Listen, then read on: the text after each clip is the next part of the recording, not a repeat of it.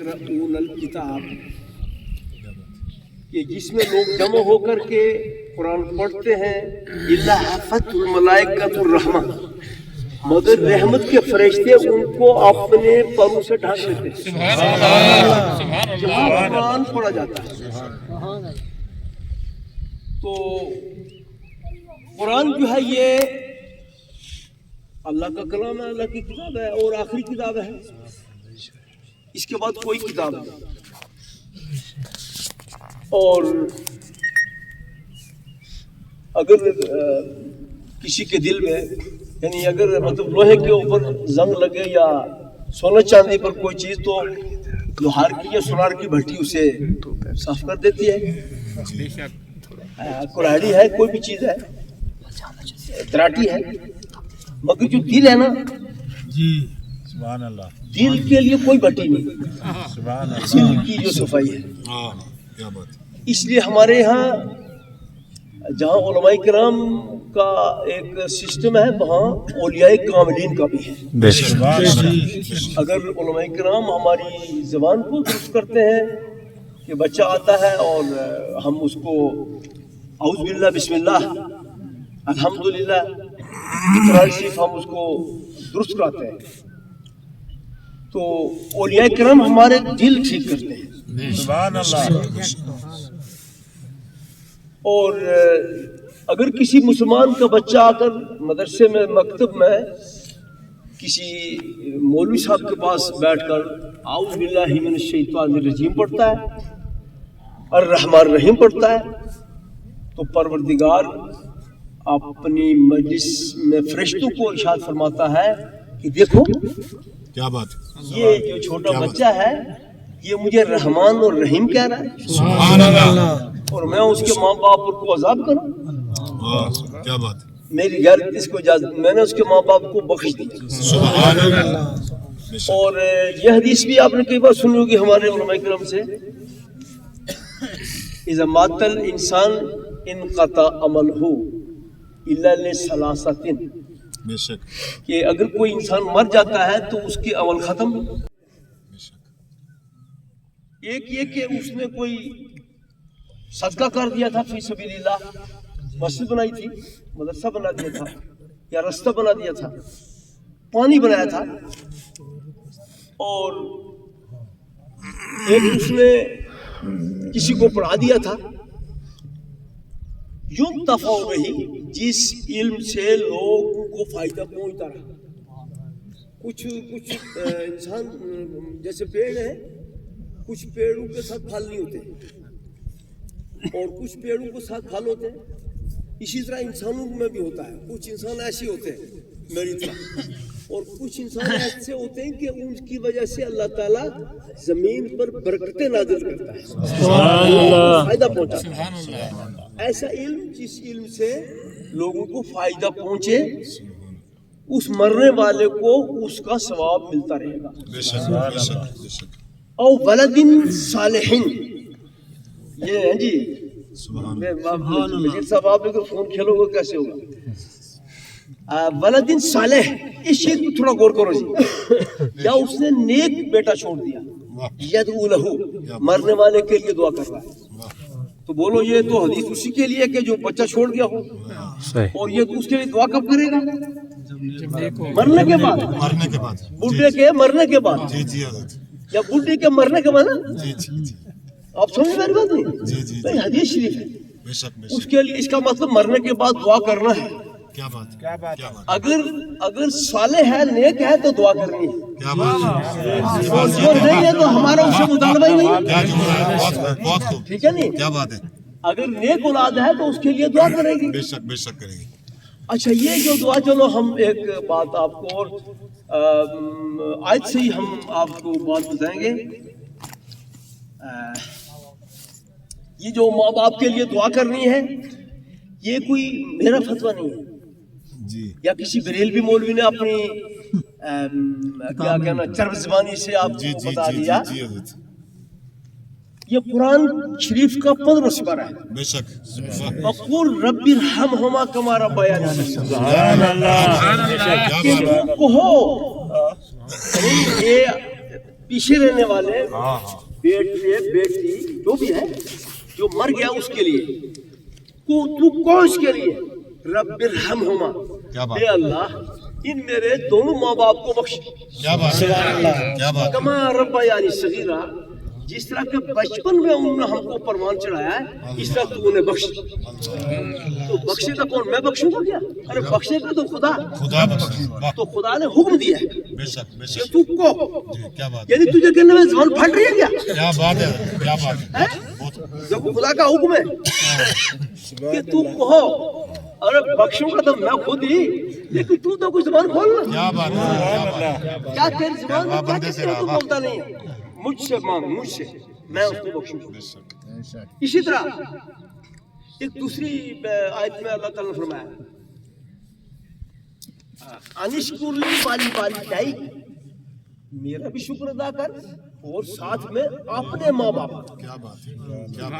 ہم دیکھتے ہیں کہ ہم چاہے مولوی ہوں چاہے آپ کوئی بھی عوام میں کسی کو الزام نہیں ٹھہراتا لیکن میں اپنی بات کروں کہ ہم کو حکم ہے کہ ہم اللہ کا شکر کریں اور اپنے ماں باپ لیکن ہمیں ماں باپ کا شکر اور ان کی خدمت کرنے کے بجائے ہم بیویوں کی خدمت کرتے ہیں ہم بیویوں کا کہنے سے چلتے ہیں صحیح بات اور یہ ایسی حدیثیں بے شمار ہیں بخاری میں یہ حدیث ہے عبداللہ بن عمر رضی اللہ تعالیٰ عنہ ایک بڑے صحابی اور بڑے علم اور فضل والی ذات یعنی جہاں عبداللہ بن عباس کا نام ہے عبداللہ بن عمر کا نام بھی ہے حضرت علی حضرت عبداللہ بن مسعود عبداللہ بن زید یہ ایسے صحابی ہیں جو مفتی تھے عبداللہ بن عمر نے ایک شادی کر دی تو اس سے بڑا لگاؤ تھا ان کو بیویوں سے ایک لگاؤ ہوتا ہے وہ اور کسی سے نہیں ہو سکتا تو حضرت عمر نے کہا اس کو طلاق وہ سرکار کے پاس گئے کہ مجھے میرے والد نے حکم دیا کہ میں طلاق دے دوں تو پھر کہا انا احبھا مجھے اس سے محبت ہے کہا نہیں تجھے طلاق دینی ہے باپ نے کہہ دیا تجھے طلاق دینی ہے اگر باپ کہہ دے بیوی کو کہ کسی طلاق دے یہ پسند نہیں ہے تو بیٹے پر لازم ہے کہ اسے طلاق دے اللہ اکبر اللہ سمجھے انشکر لی والی والدیک میرا بھی شکر ادا کر اور اپنے ماں باپ کا چونکہ ماں باپ ہی ہمارے پیدا ہونے کا ایک سبب ہے اور اس سے تو بڑی آیتیں ہیں قرآن شریف میں حملت ہو کرہن ووضعت ہو کرہن یعنی ماں جو ہے وہ بیٹے کے لیے کتنی مصیبت اس نے برداشت کی پیٹ میں رکھا اور تکلیف ہوئی اور جنا تو قرآن نے اس نقشے کو پیش کیا کہ یہ جو تیری ماں ہے نا جس سے تو پیدا ہوا ہے اس ماں کا مقام سمجھ کہ ماں کا کتنا بڑا مقام ہے اگر اللہ تعالیٰ کے بعد کوئی ذات جس کی اطاعت لازم و فرض ہے تو وہ ماں اور باپ ہے ماں اور باپ تو بیٹوں کے لیے لازم قرار دیا کہ ماں باپ کے لیے تو یہ جو علم ہے تعلیم ہے تدریس ہے یہ ہمارے آقا علیہ السلام کی وساطت سے جو علماء کرام تک پہنچی ہے یہ ان کے دم قدم سے ہے یہ جو اذان ہوتی ہے ابھی ہم یہاں نماز پڑھ رہے تھے ایک نزدیک سے بالکل صاف اذان آئی ہے نا آواز کم تک تو بہرحال نماز ہم نے پڑھی اور آواز کتنی اچھی تھی یعنی خود اذان کی جو کشش ہے وہ کتنی تھی اذان تو اذان یہ کون پڑھتا ہے میں آج ہی وہ حدیث پڑھ رہا تھا بدل اسلام و غریباً اسلام غریبوں سے چلا ہے وَيَسَيُودُ إِلَيْهِ اور غریبوں کی طرف اسلام آ جائے گا یہ کون لوگ مدرسوں میں جا رہے ہیں اذان کون پڑھ رہے ہیں کیا کوئی بڑے سے بڑا رئیس اور سیٹ وہ پڑھتا ہے مدرسے میں، بچہ اس کو پڑھتا ہے، اس کا بچہ پٹھان کوٹ میں یا دلی میں یا کہیں اور جگہوں میں جائے گا، سری نگر میں بڑے بڑے اداروں میں جہاں جا کر پڑھتے ہیں۔ تو میرے سرکار نے فرمایا کہ قیامت کے روز محشر کی یعنی ازدحام میں جو بڑی گردن والا ہوگا وہ اذان دینے والا ہوگا، گردن اس کی اونچی ہوگی اس کی پہچان کے لیے۔ کیا بات ہے۔ اور فرمایا سرکار نے کہ جب کوئی آدمی اذان دیتا ہے تو پروردگار کا دست قدرت اس کے سر پر ہوتا ہے، اور اذان کے بعد جو میں آپ کو ایسی بات بتاؤں کہ آپ کو کہیں جانے کی ضرورت نہیں، کیا بات، آپ کو جو معلوم ہوگا سوا موت کے ٹلنے کے، موت نہیں ٹل سکتی، اس کے لیے جتنی مرضی دعا کرو آپ، کیونکہ یہ خدا کا فیصلہ ہو چکا، کہاں مرنا ہے، کس نے مرنا، کتنی عمر میں مرنا ہے، اور کس جگہ مرنا ہے، کیا اس نے کرنا ہے، کہاں دفن ہونا ہے نا، وَيَعْلَمُ مُسْتَقَرَّهَا وَمُسْتَوْدَعَهَا، قرآن کی آیت ہے، کہاں پر اسے رکھا جائے گا، کہاں اس نے قبر میں رہنا ہے، یہ سب اس کو پتا ہے۔ تو یہ موت نہیں ٹل سکتی۔ اذان کے بعد جو دعا کی جائے گی اللہ تعالیٰ اذان کی برکت سے دعا قبول فرماتا ہے۔ اور دعا فجر کی سنت کے بعد جو آپ وظیفہ کرو گے اور فرض نماز پڑھو گے، بیچ میں جو فاصلہ ہے سنت اور فرض کا، سرکار نے فرمایا کہ اس میں جو دعا ہوگی وہ بھی قبول ہوگی۔ سبحان اللہ۔ اور جو مسلمان پچھلے پیر میں اٹھتا ہے، بستر چھوڑ کر کے وضو کر کے اللہ کی بارگاہ میں حاضر ہوتا ہے، تو پروردگار اس کی دعا سنتا ہے، سبحان اللہ، اس کی دعا کو قبول کرتا ہے۔ اسی طرح طلوع آفتاب کے بعد، جی حضور، طلوع آفتاب کے بعد آپ وہاں بیٹھے رہیے مسجد میں، اور جس کو کیا بولتے ہیں چاشت، اس وقت اس کی رحمت کے دروازے کھل جاتے ہیں پروردگار کے طلوع کے بعد۔ اس وقت جو مسلمان دعا کرے گا وہ قبول ہوگی۔ سبحان اللہ۔ اس طرح بہت ساری چیزیں ہیں کہ جو سورج جب ڈھلتا ہے، ڈھلنے کے بعد پھر رحمت کے دروازے کھلتے ہیں، پھر جو دعا کی جائے گی قبول ہوگی۔ اور ہر وقت دعا قبول نہیں ہوتی، اور ہر آدمی کی دعا قبول نہیں ہوتی۔ اگر کسی کو دعا قبول نہ ہو اس کے اعمال کی وجہ سے یا اس کے گناہ کی وجہ سے، تو اس کو لازم ہے کہ دوسرے مسلمان سے کہے کہ میرے لیے دعا کرو۔ کیا بات ہے، کیا بات ہے، بہت اچھا۔ یہ جو ہم بزرگوں سے دعا کراتے ہیں کہ ہم لارشی پہنچ کے، پانڈی پور پہنچ کے، شاہدرہ پہنچ کے دعا کر رہے ہیں، یہ کو ہم پاگل ہیں کیا؟ بتاؤ، ہم پاگل نہیں، ہمیں ہمارے بزرگوں نے یہ حدیثیں ہم تک پہنچائی ہیں۔ سبحان اللہ، حق ہے، بہت اچھا۔ اگر آپ کو شک ہو تو تیسرا سپارہ آل عمران پڑھو۔ بالکل عمران ایک خاندان تھا نیک، تو اس پر اللہ تعالیٰ نے ایک پوری سورت بنا دی، ٹھیک ہے نا؟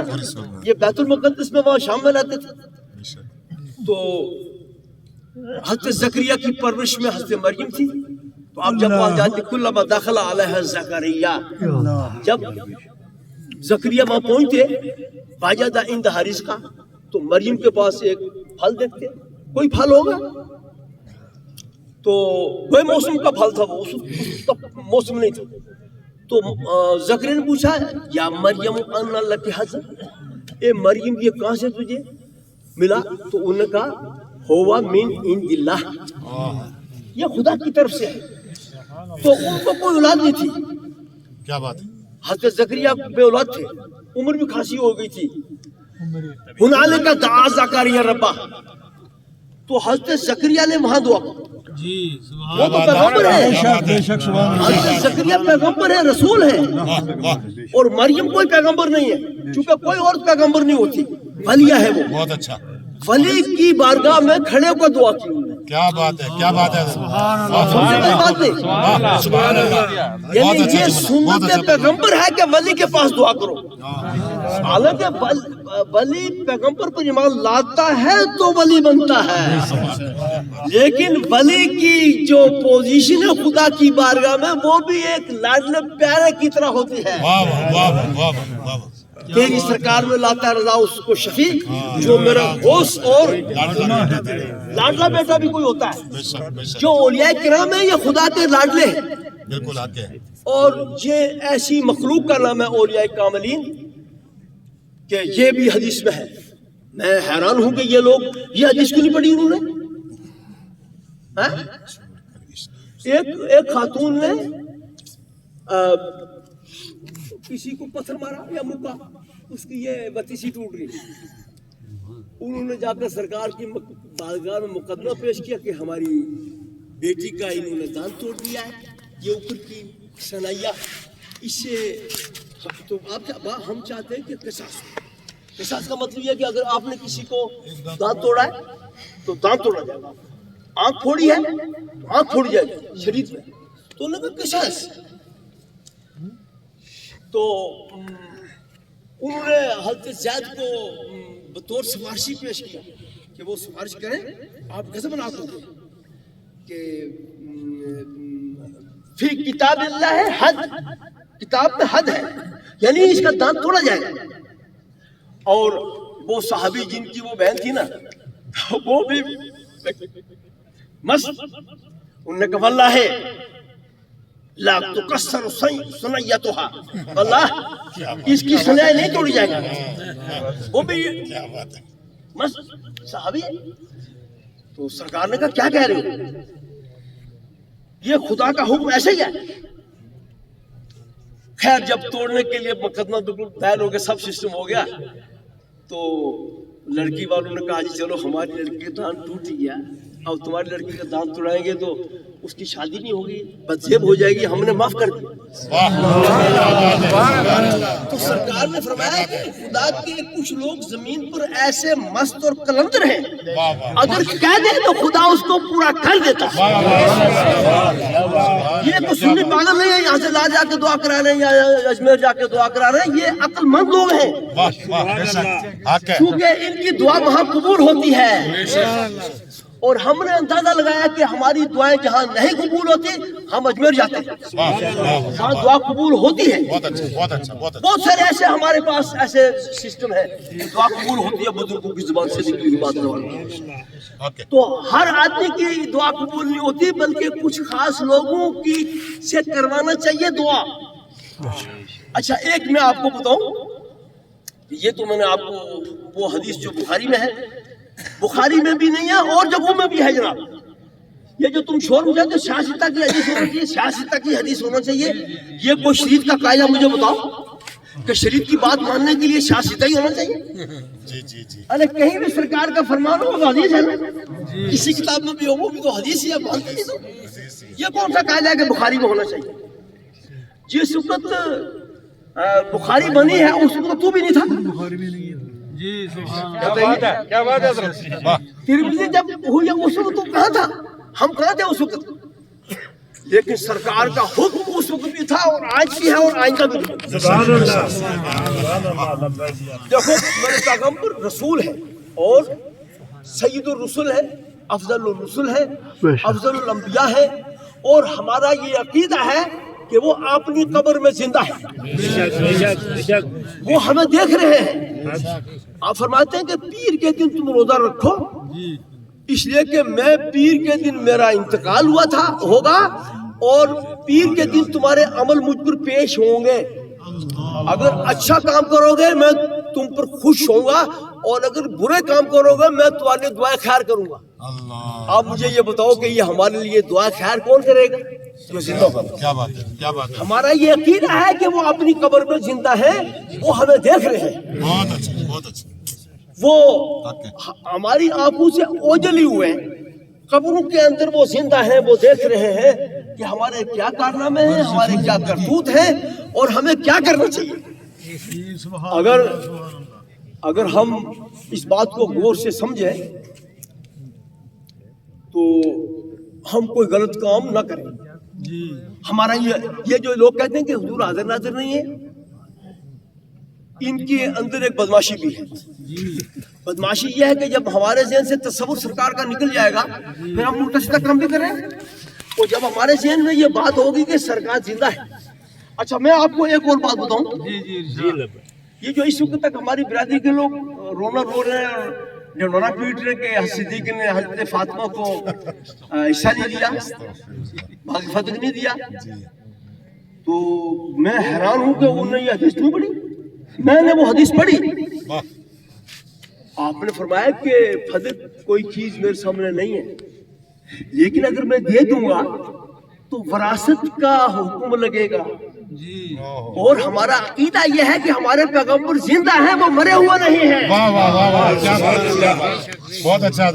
ہاں، سبحان اللہ. چونکہ ورثہ اس کا بڑھتا ہے جو مر جاتا ہے، اور ہمارے پیغمبر زندہ ہیں، کل بھی زندہ تھے، آج بھی ہیں، آئندہ بھی زندہ ہوں گے. اچھا ایک چیز سنو کہ مثلا یہ 6 لوگ آگ کی واردات میں شہید ہو گئے، فوت ہو گئے، تو سب لوگوں نے کہا کہ وہ شہید ہے. تو شہید جب ہو جائے گا انسان تو اس کی وراثت تقسیم ہوگی کہ نہیں ہوگی؟ بالکل ہوگی، اس کا ترکہ تقسیم ہوگا، لیکن پیغمبر کا ترکہ تقسیم نہیں ہو سکتا. کیا بات ہے، کیا بات ہے حضرت، لادور بہت سو خوب، بہت خوب. ما ترکنا ہوا صدقہ، ہماری وراثت تقسیم نہیں ہوگی، بلکہ جو ہم چھوڑیں گے وہ صدقہ ہوگا. ابھی نہیں آئے، بیٹھے رہو جی آپ. ایک بار خوش اللہم صلی اللہ علیہ وسلم.